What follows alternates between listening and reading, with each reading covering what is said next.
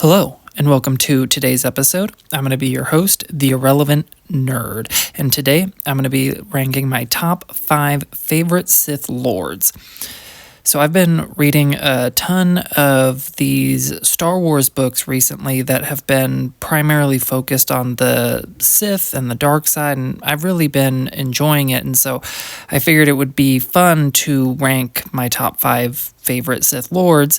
And to be clear, this isn't like a most powerful list or who would win in a fight or anything like that. It's just kind of my personal preference of whose story I enjoyed the most. And I'm going to be pulling from both canon and legends. It's just a very vast universe, and I don't want to cut anybody out. And this was an extremely difficult list to make. So of course I have to have some honorable mentions. First honorable mention is going to be Count Dooku or Darth Tyrannus. Like, what a waste of a great Darth name just for him to always be called Count Dooku still. But he's a very underrated Sith who I'm glad has gotten more shine outside of the movies, in the shows and the books, because he's just unbelievably cool. Our next honorable mention is going to be Darth Sidious. I feel like he just kind of has to be mentioned for a list like this. Obviously, I mean, he's the Emperor of the Galaxy, and he's just undeniably powerful in like all aspects of the Force and lightsaber combat and manipulation, so he's got to be on the list. Our last honorable mention, and really just kind of barely missing the top 5, is going to be Darth Revan, a very powerful and unique Sith. He was a brilliant tactician, an extremely powerful Jedi who was a general of the army, who fell to the dark side and became an extremely powerful Sith who was a general for their army, and then ultimately came back to the light after he lost his memory. And he also has a very fascinating afterlife. Like, what his spirit does after he dies is its own fascinating story, and he has a great character design. Like, the fact that he has a Mandalorian mask with his Jedi robes is just badass as hell, and I would absolutely love to see this character in live action. Like, I'd want it to be done well, but I just want to see it because I think it would be so cool. And he did kind of directly inspire the Rule of Two, because Darth Bane finds his holocron and sort of uses Revan's teachings to form this new philosophy for the Sith. And he has a purple lightsaber, and every character in Star Wars with a purple lightsaber, like Mace Windu, Darth Revan, Mara Jade, all unbelievably badass. All right, honorable mentions out of the way. Let's just go ahead and get into the official top 5. Number 5, Darth Maul. Obviously looks badass as fuck. First dual blade lightsaber that we see. Very fun, acrobatic fighting style, and really he's a true believer and kind of a unique situation for the Sith, because the Jedi get children typically within the first 6 months of their life and bring them to the Jedi Order, so they don't form any attachments to family, anything like that, where a lot of Sith are found later in life. But Darth Maul was given to Darth Sidious in childhood, and so like his core being is really kind of based all around the Sith philosophy, and like his personality was shaped by Darth Sidious, and he is so devoted to the dark side and to his master before he obviously, gets, well, not killed, but gets cut in half by Obi-Wan, and then Sidious eventually replaces him with Count Dooku. But there's just something very interesting to that aspect of his character, the fact that he was kind of just embroiled in the Sith philosophy from such a young age, and it's a character that has been greatly helped by like the Clone Wars show, Rebels, his couple books, comics on Dathomir, everything like that has really just kind of fleshed out his character, and he's just so cool. And even though he is a Sith, and typically what he's always doing is kind of against the characters we're supposed to be rooting for, his drive and ferociousness are kind of hard not to root for. I don't know. I absolutely love this character, and I am so excited for the Darth Maul animated show. Number 4, Darth Plagueis the Wise.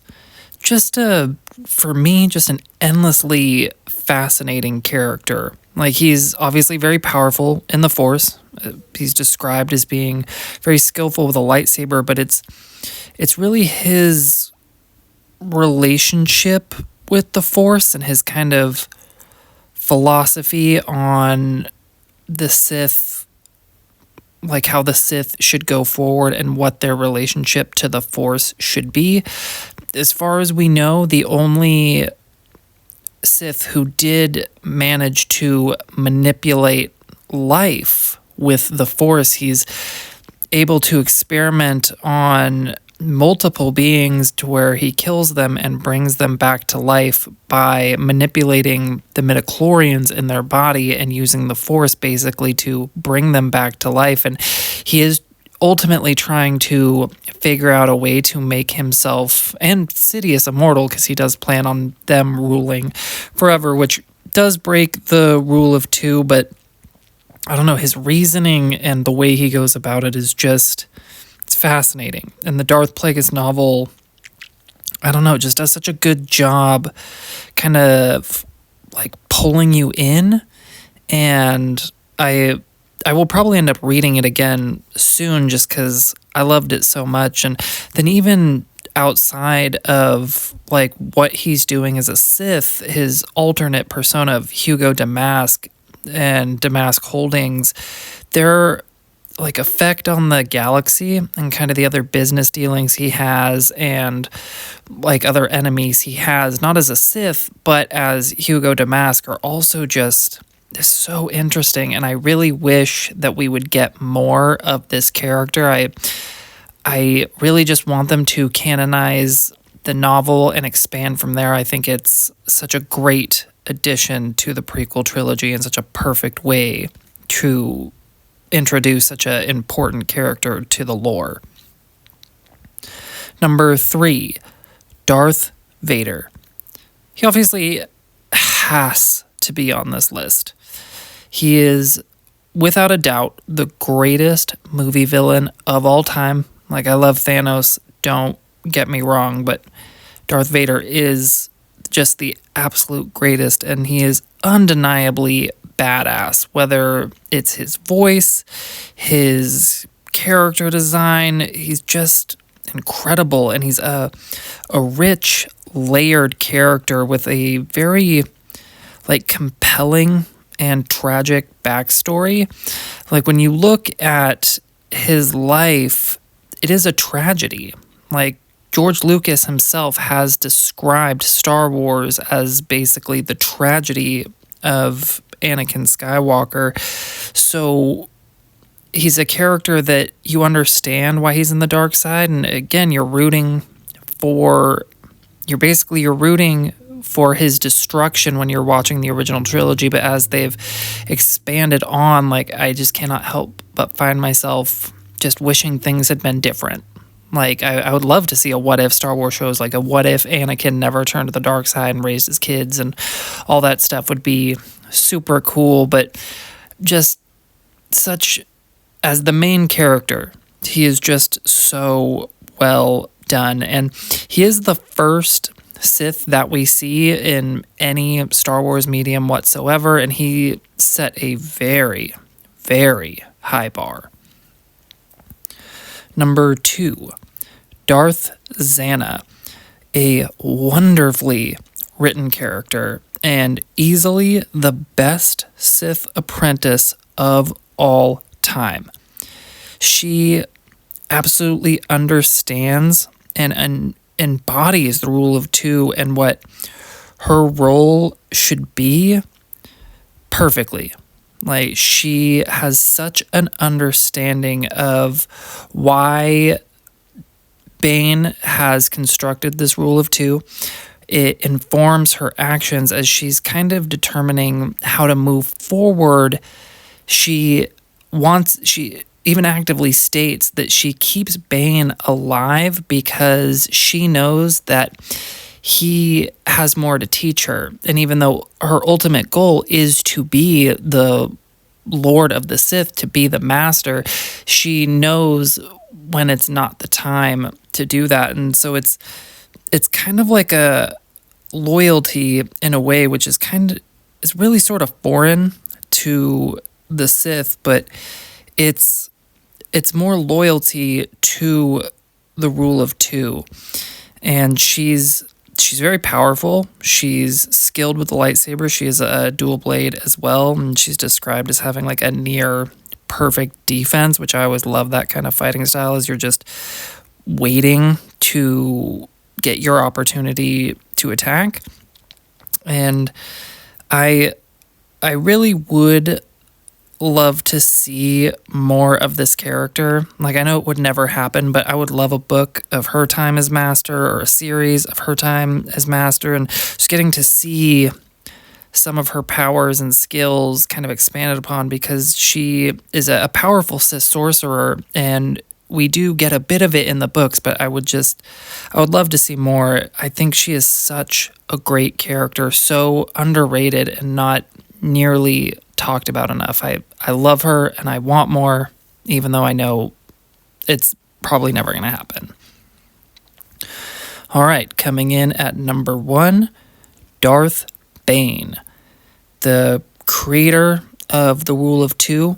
In my mind, he is the most likely Sithari, which is basically it's the Sith version of the Chosen One prophecy that the Jedi have. Is there's basically a one individual who's gonna help make the Sith stronger than they've ever been, which there are a lot of people who argue that Sidious is the Sithari because he's able to ultimately enact the plan of the Sith and put them into rule of the galaxy. But the Sithari is supposed to save the Sith, and he is ultimately what dooms them through his actions. Like, obviously, Luke and Anakin have a big reason to do with it, but it's his own arrogance that kind of dooms the Sith. And there are a lot of people who think that Anakin is both the Chosen One and the Sithari, which I can definitely see that, and I think there's a strong possibility for it. But since he does ultimately